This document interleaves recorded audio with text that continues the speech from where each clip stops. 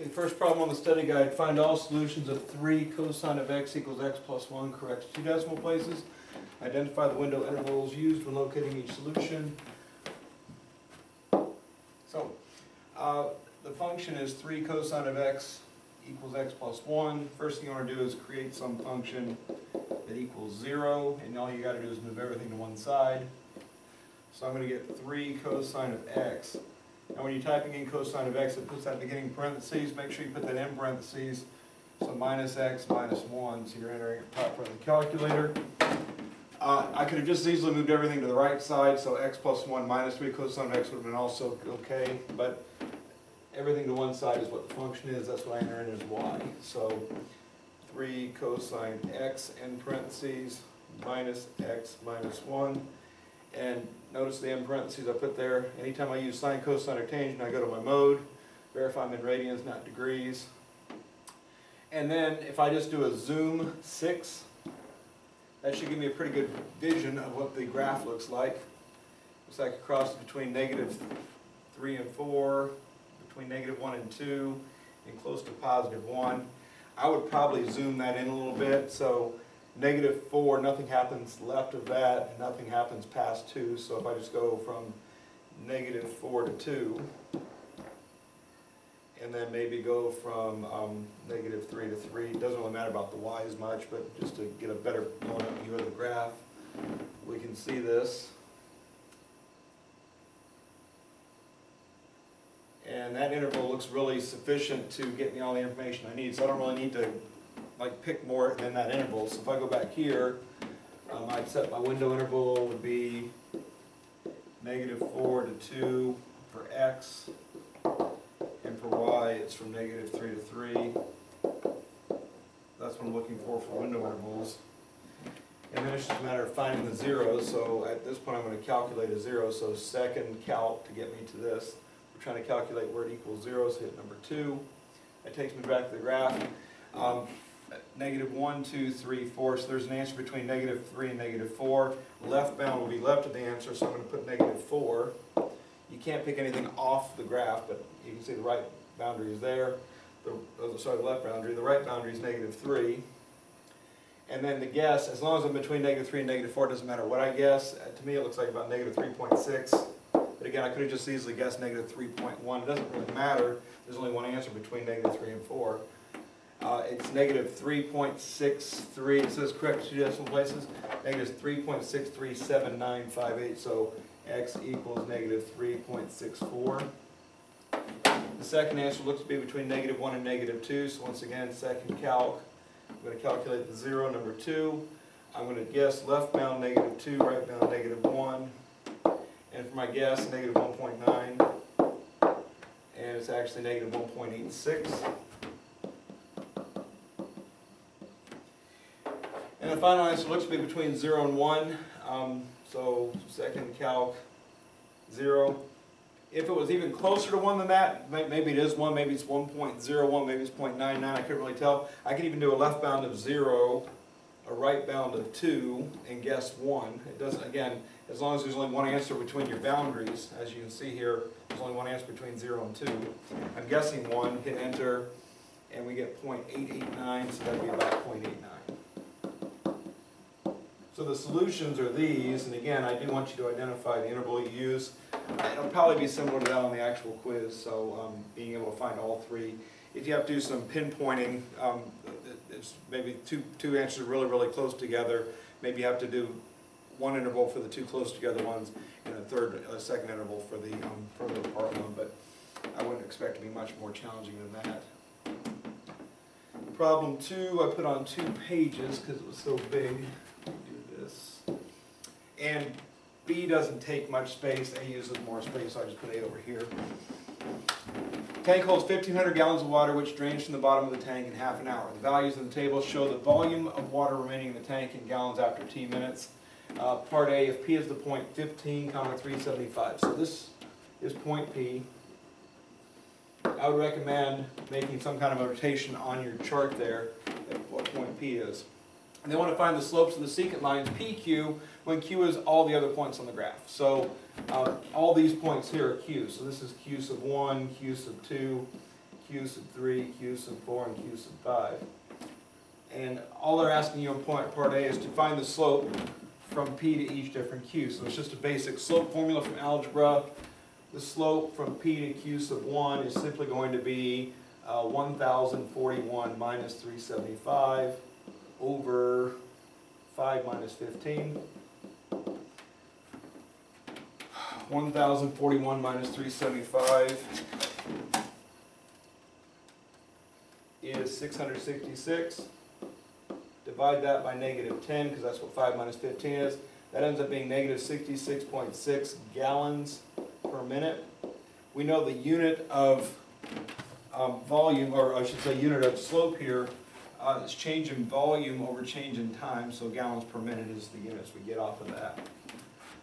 I did Q1 in green. Let's do Q2 in a different color. Let's go purple. So for the slope from P to Q sub 2, it's going to be y minus y over x minus x, so 666 minus 375 over 10 minus 15. 666 minus 375 comes out to 291. That's being divided by negative 5, 10 minus 15. And that comes out to negative 58.2.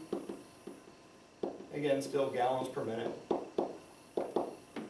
Let's go red on the next one, Q3 and P. So the slope from P to Q sub 3, let's go 375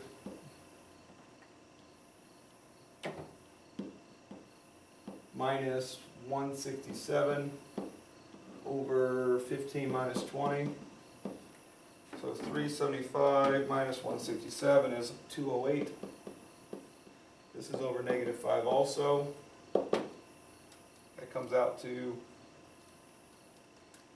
negative 41.6. The next one, let's go orange. The slope from P to Q sub 4 is going to be y minus y over x minus x. So 375 minus 42 over 15 minus 25. That comes out to 333 over negative 10, which is going to be negative 33.3 gallons per minute. And finally, we'll go black on this last one, Q sub 5. So from P to Q sub 5, so it's going to be 375 minus 0 over 15 minus 30. That's 375 over negative 15, which is negative 25. Okay. Each one of those slopes represents the average rate of water draining from the tank at every given interval. So from 5 to 15 minutes, we average losing 66.5 gallons per minute. That doesn't mean we lost 66.5 gallons per minute at that moment. It just means over that entire span, that's how much we lost. Each of these are averages. None of them is exactly the right answer. So for part B, and again, that's all part A is. Just find me the slopes. I'm looking for these answers here. All right, for part B, estimate the slope of the tangent line at P by averaging the slopes of the two best secant lines. The two best secant lines are the ones that are closest to P. So these two secant lines, P to Q2 and P to Q3, this one and this one, are going to be the closest to the actual rate of water being drained from the tank at that moment in time in 15 minutes. So slope of PQ2 is negative 58.2. Slope of PQ3 is negative 41.6.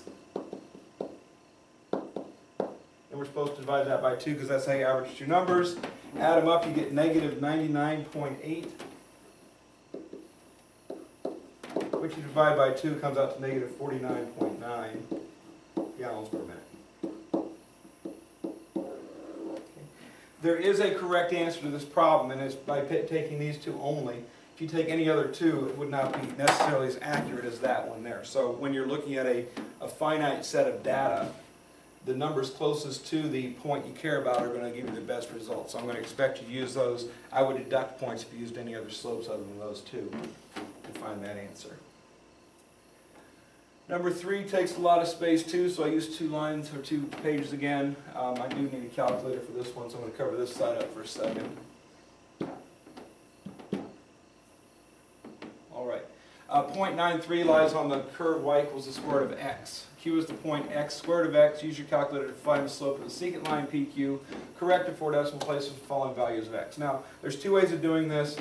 I'll let you take your pick on which way you want to do it. I do want this chart filled out completely. I want there to be a y column. I also want there to be a slope column. For me personally, what I would do is I would have a y sub 1 would be the equation. So y sub 1 is just going to be the square root of x. And then I want to make a y sub 2, which is going to be a slope formula.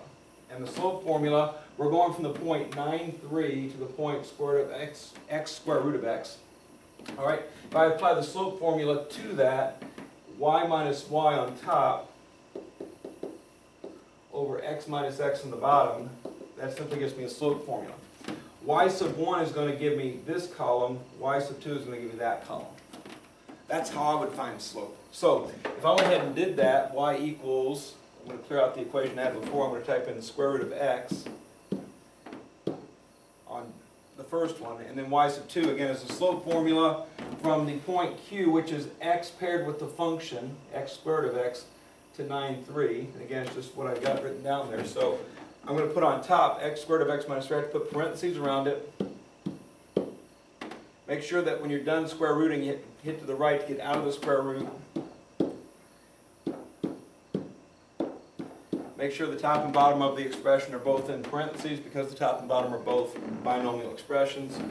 I'm going to go to my table, and notice I've got a y1 and a y2 column here, and I'm going to be using the same x's. y1 is going to be the y value, y2 is going to be the slope. So if I type in 8.9, 8.99, 8.999, 9.001, 9.01, and 9.1, that's going to give me my chart exactly how I want it to be. So they want it 4 decimal places. Each of these is more than 4 or more, so I'm ready to go with the way it is. So 2.9833 and 2.9983 and 2.9998 and 3.0002, 3.0017, and finally 3.0166. Each of these represents just what the square root of x is as we get really, really, really close to 9. At 9, the answer is 3. As you can see, these are getting close to 3. That's not what we're looking for the chart. That's for another purpose, and I'll show you what that is in a moment if you want to do it that way. The numbers I'm really interested in here are the slopes, and that will be this column here, 0.1671, 0.1667, 0.1667, and then we got 0.1667, 0.1666, and finally 0.1662. Okay, each of those is the slope.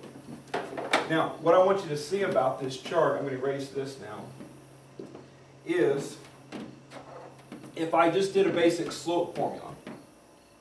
The point 93 is the point we care about, that's point P. Each of these points, 8.9, 2.9833, and 8.99, 2.9983, and so on, are Q's.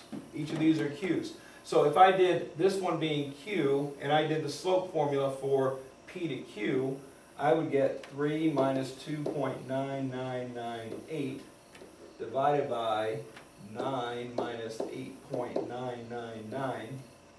If I type that in my calculator, 3 minus 2.9998 divided by 9 minus 0.88, or 8.999 comes out to, minus, there we go, 0.2, okay? Now, keep in mind, that's what this number is here, but we rounded it more, all right? So this isn't as accurate as this would be, so this formula is better than that.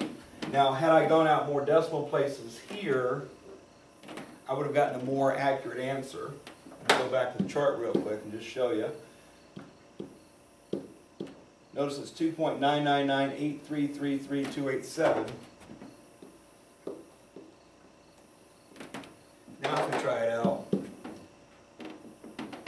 parentheses 3 minus 2.99983333287 divided by 9 minus 8.999, it comes out to 0.1667. So it's the same answer that we got in our chart, but again, the slope formula got us better results than just the chart itself. So again, I want to see the y value, so I'm seeing that you make a connection that x, y represents points on the curve, but also x compared to slope. I'd rather see it this way, but again, you know you can get the right answer this other way, but you probably need to extend the decimal place if you're going to go that route. I would recommend against that.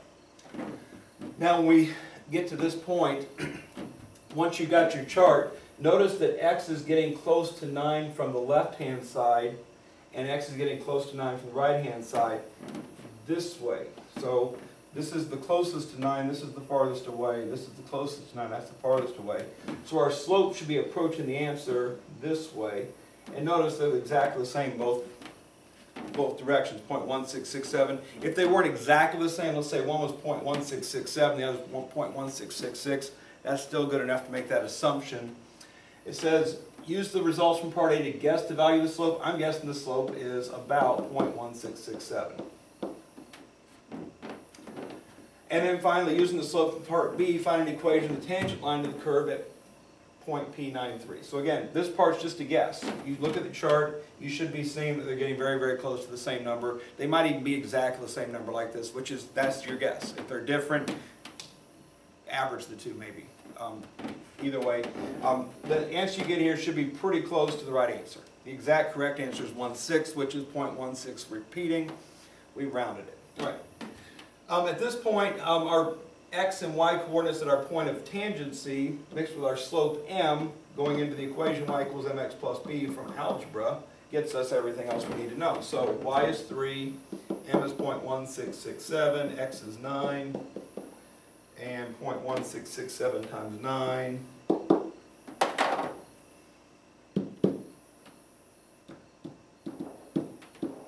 comes out to 1.5003.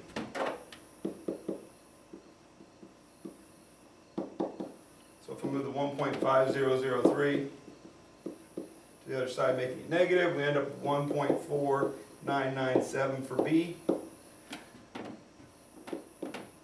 So my equation of the tangent line, slope of 0.1667, y-intercept of 1.4997 will be y equals 0.1667x plus 1.4997.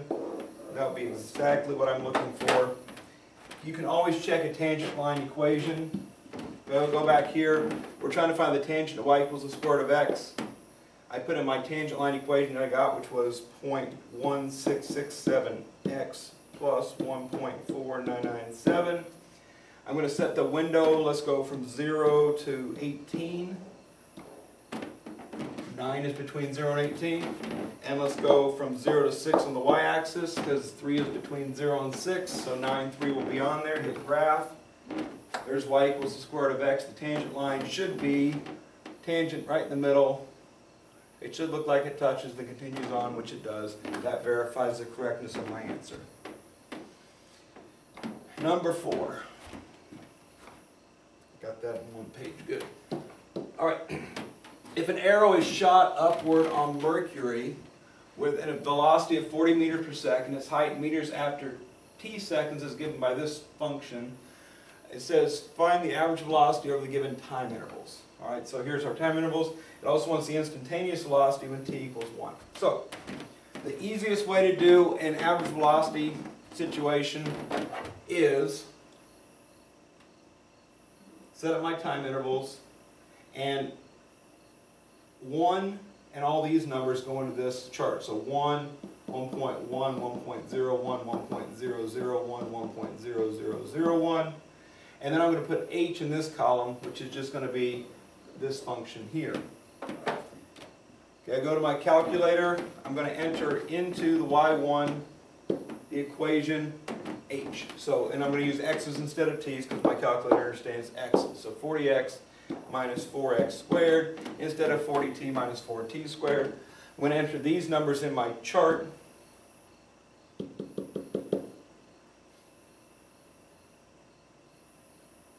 Okay, so 1, 1.1, 1.01, 1.001, and 1.0001. And what these represent are the heights of the arrow at any given time. So at 1 second, the height is 36 meters. At 1.1 seconds, the height is 39.16 meters. At 1.01, 36.3196 meters. The one thing I'm going to recommend to you is do not round numbers in this chart. So just like that last problem, we're kind of in that situation where we have x and y. We don't have the slope formula for this one. So when I do this, I've got 36 was exactly 36, 39.16 was exactly 39.16. This one rounds, but I can see at the bottom is 36.3196. Next number down is 36.031996. And the final one is 36.003199996. Okay, do not round numbers in that chart. It creates wrong answers if you round. So, what part A is asking me, number 1 specifically, is asking me to find the slope from time equals 1 to time equals 1.1 second. Find the slope of this because h is in meters and time is in seconds. Slope, change in y over change in x is going to give me meters per second, which is velocity. So for part 1, I've got to do 39.16 minus 36 on top over 1.1 minus 1 on the bottom. That comes out to 3.16 over 0.1, which comes out to 31.6 meters per second. Y minus y over x minus x, just a basic algebra 1 slope formula. Number 2, asking me to find the slope from time equals 1 to 1.01 second. That would be the slope between these two numbers. That's just 36.3196 minus 36 over 1.001 minus 1.01. 1.01 minus 1, that just comes out 2.3196 over 0.01, which is 31.96 meters per second.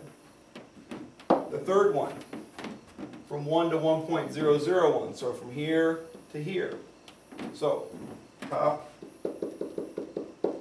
36 point whatever minus 36, that's just going to become 0.031996.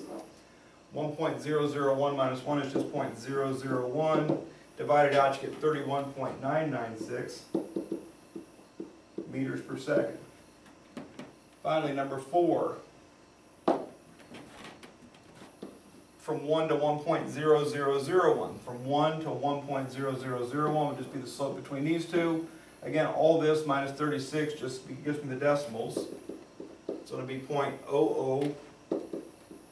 0.00319996 on top.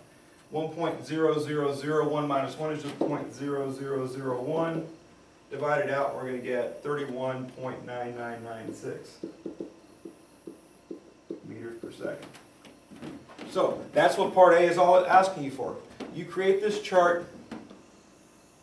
It will be a similar chart on the test. The chart gives you specific heights of the arrow after any given moment in time. So at these moments in time, this is what the height is. The slope gets you the velocity, and that's what you're asked to find. Find the velocity. That's how you find velocity.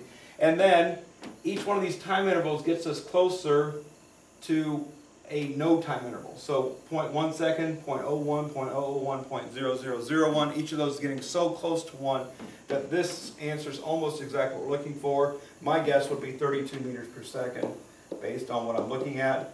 This is just looking at these answers here and making an educated guess of what they're getting close to. So looking at it, it looks like they're all getting close to 32. There's nothing that makes me believe it'll get beyond 32, so I'm going to guess 32.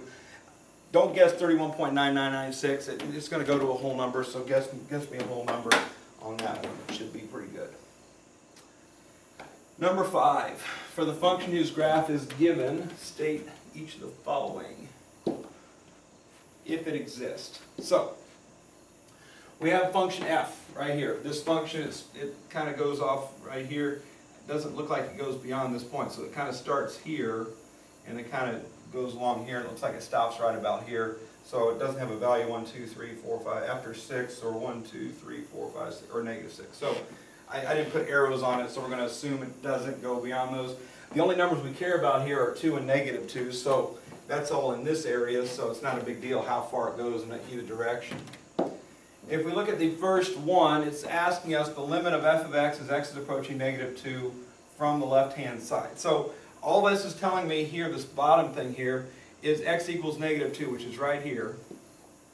That's the x value we care about. We're approaching f of x from the left, and it does say limit.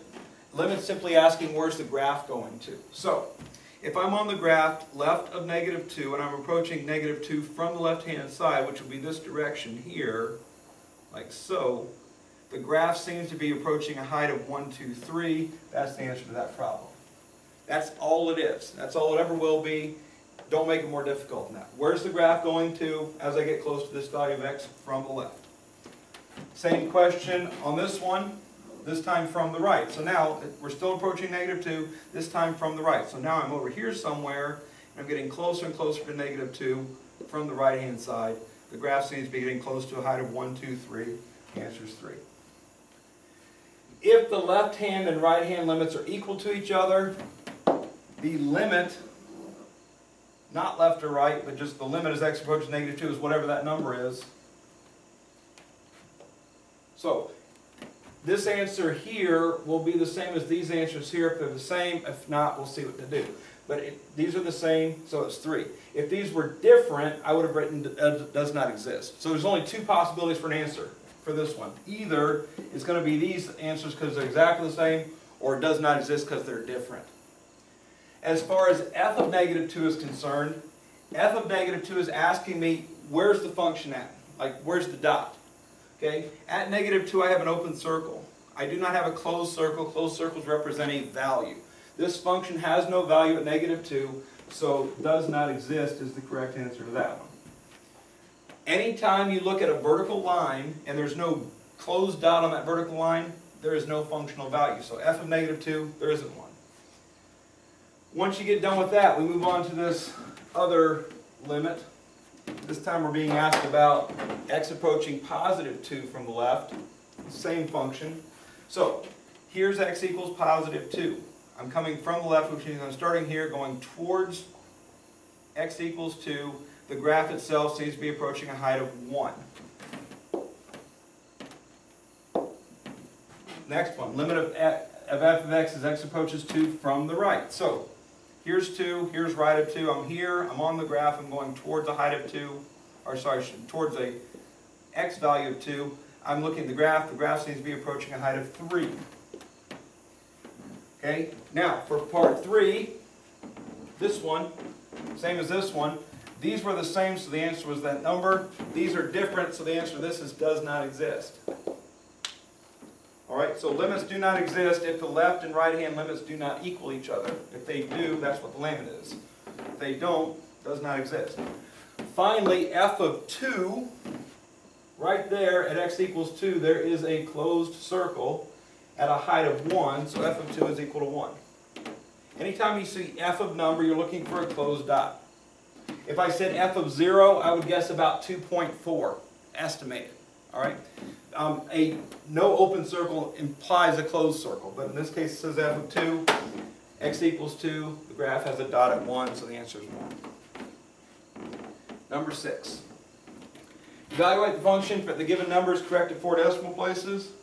Use the results to guess the value of the limit. So we're trying to guess the value of this limit. We're trying to figure out what this thing equals as x approaches 2. I've got some numbers here that are really, really close to 2. I've got an expression I'm trying to evaluate. In this case, I'm not trying to find a slope. I'm just trying to find out what this thing equals.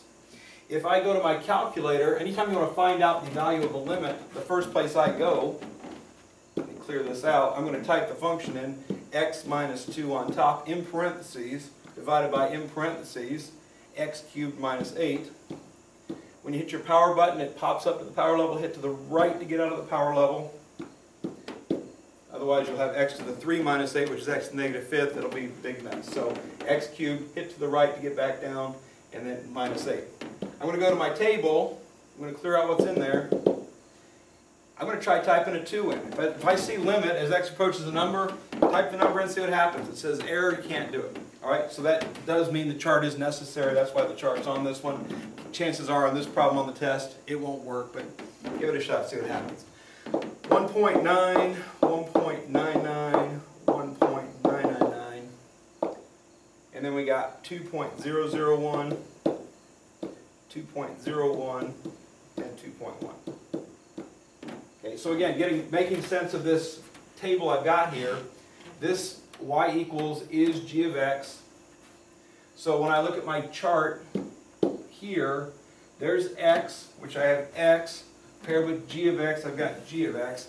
I do not want to round these numbers. So I'm going to go over here to my table, and again, go over here. I think 6 decimal places is probably sufficient. So rounding, but just not quite as drastic as they're rounding. So 0.087642. The next one down is 0.083751.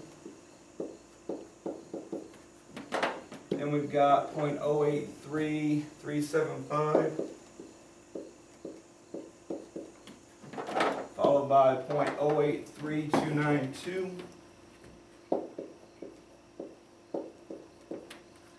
Followed by 0.082918. And finally we got 0.079302.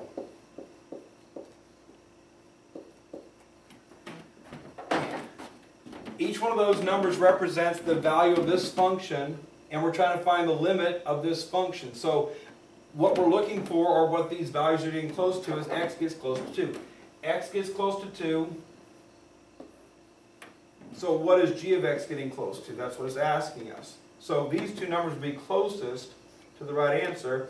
Neither one of those answers matches the other one. They're not exactly the same, but the 3 decimal places are the same. So I would say at least 0.083 might be a good guess. If you want to get a better guess, you could get closer, 1.9999, 2.0001. Another thing you do is just average these two, see what you get. So 0.083375 plus 0.083292. Notice I put that in parentheses to add it up first, divided by 2, 0.0833335. I'm thinking maybe 0.0833 to 4 decimal places. It does say evaluate it correct to 4 decimal places. I want this to 4 decimal places. Get your chart to 6. And if you do this average thing, that'll be the right answer. Alright, so that's what you get off of that one. Just using what we learned in chapter 2.3 about evaluating limits, know that if we have something that's factorable, such as the bottom here, which is the difference in cubes, notice g of x can be rewritten as x minus 2 on top over x minus 2, cube root of each thing. Second parentheses, x squared plus 2x plus 4. You square that, you multiply those together, change the sign, you square that, that's factored form. That cancels that down to a 1. If I now try and put a 2 in, limit as x approaches 2 of this friendlier equation, it's going to be 1 over 4, which is 2 squared, plus 4, which is 2 times 2, plus 4, which is just 4. That's 1/12. 1/12 just happens to be 0.083 repeating. Same answer. You don't have to do it this way, but you could do it that way. If you did it that way on your paper and just completely forgot about the chart, did this and got me 1/12 as the answer, I'm going to give you full credit for that. This numerical technique is what you use when you can't remember how to factor a difference of cubes. But if you can, this will be a legitimate way to do this problem. This is easier because your calculator is doing the hard work. It involves you making a little bit of a guess, but the guess should be pretty straightforward. Number 7. We got these two graphs here, f and g, and we're asked to evaluate some stuff about limits. So, first thing I want to focus on in any limit question, if it says limit of f of x plus g of x, limit of f of x times g of x, I want to know what the limit of f of x and g of x are individually. So, this part A, limit of f of x as x approaches 2, plus limit of g of x as x approaches 2. So you just break it apart into separate limits. So if I go to 2, x equals 2, which is right here, it's asking me to do a limit. Notice it doesn't have a plus or minus, it wants both directions. So I'm coming at 2 from the left and from the right. The graph seems to be approaching a height of 1. It doesn't matter about this point, it matters where the graph's getting close to. Limit's asking where's the graph, not where's the point. So the graph, as we get really, really close to next value of 2, is approaching a height of 1. If we look at g of x as x approaches 2, 1, 2 is right here. Right here's the graph, so there's that and there's that. It looks to me like it's approaching a height of negative 2. Okay? It doesn't matter that it's broken here. As x gets closer and closer to 2, it's not broken there. It's approaching a height of negative 2. 1 plus negative 2 is equal to negative 1. That's the answer to that problem. If we look at part B, limit of f of x times g of x, so limit as x approaches 1 of f of x times limit as x approaches 1 of g of x. Once again, we find each limit separately, and we're going to multiply the answers together. So, as x approaches 1, here's x equals 1. As I get really, really close to 1 from the left and from the right, looks to me like about 0.6, 0.7, somewhere in there. I'm going to go 0.6. If it's an estimation thing, if you make a good estimation, I'm fine with it. If you guess 1.93, that's a bad guess.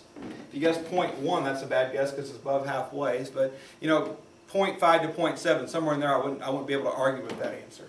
If you look at g, here's x equals 1. Notice the left-hand limit's going up to 1, 2, 3. The right-hand limit's going down to negative 1. They're not the same, so limit of g of x does not exist.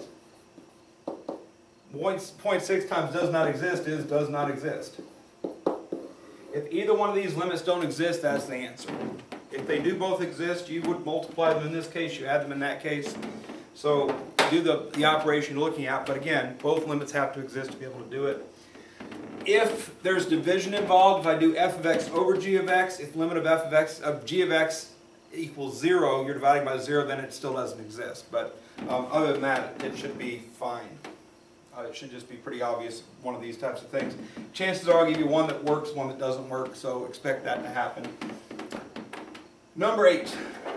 This is the easiest problem on the test. On the homework in this section, I made you go through all these limit laws and rules and everything on how to do this. I gave you enough practice in your homework. So on this specific problem, all you have to do, you don't even have to do this. I'm not even using a calculator for this. It's so easy. X approaches 1. Change all the x's to 1. So you got this object squared. You got plus, minus, that's the structure. 1 to the 5th power is 1. 7 times 1 is 7. 5 is 5. 5 times 1 to the 4th is 5. 3 times 1 cubed is 3 minus 7. That whole thing's being squared. 8 minus 5 is 3. 8 minus 7 is 1. The answer is 9. That's it. If this was x approaching 2, now you got 32 and 14, and that'd be 16 times 5 is 80, and 8 times 3 is 24. Maybe the bigger numbers happening, maybe you want to grab a calculator and put y equals that expression in your calculator. So I put parentheses. I put the top expression, x caret 5, press to the right to get out of the power, plus 7x minus 5, end parentheses, divided by parentheses, 5x caret 4, press to the right to get out of the power, plus 3x caret 3, press to the right to get out of the power, minus 7 end parentheses, and then another end parentheses squared. So I put the extra double parentheses, so basically I have this top expression in parentheses divided by the bottom, beginning and ending parentheses to square that whole entire thing. Then I come over here to my table, type in the number 1, and we see the answer is 9. If it was 2, the answer would be 0.17866, and so on. So you can evaluate it. But again, all that is limit of x as x approaches 1. If you can put the number in, that's the answer. If it doesn't say error, that's the answer. And it didn't say error, so that's the answer. It will be just that easy on the test. Number 9, limit as x approaches 2 of x minus 2 over x squared plus 3x minus 10. Very much like that chart problem with g of x a few problems ago, except this was one I'd expect you to factor. Again, if you can't remember how to factor, you can do a chart, get me an approximate value. The approximate value will not be exactly right, all right? So you'll get partial credit on this one. On the other one, I'm asking for an approximate answer, so I don't mind, but this one I want the exact answer. Hopefully you remember how to factor a trinomial. Two numbers multiply to make 10, then add to make 3 would be positive 5 and negative 2. 5 times negative 2, 5 plus negative 2.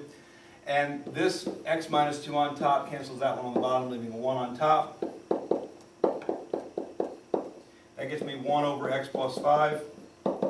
At this point, the division by 0 is happening because of that factor. We got rid of that factor, so now we just got division by 7. So 1/7 is the right answer. And expect a similar type of factoring to happen on the test. Cancellation to get rid of the problem, and then you should be able to put the number in. Number 10, this is just simplifying. So if you simplify this, cancel if possible, you should be able to substitute 0 in. As we can see, trying to put 0 in immediately doesn't work because divided by 0. If I try and put 0 up here, 9 minus 9 is 0. So just putting 0 in gets me 0 over 0. That implies there's an answer, we just don't know what it is yet. So if we take this expression up here, which of course has a minus 9 and an h, those are easy. This part here, 3 plus h squared, binomial squared, is just first thing squared, double the product of the two things, second thing squared. Squaring a binomial as it always has been.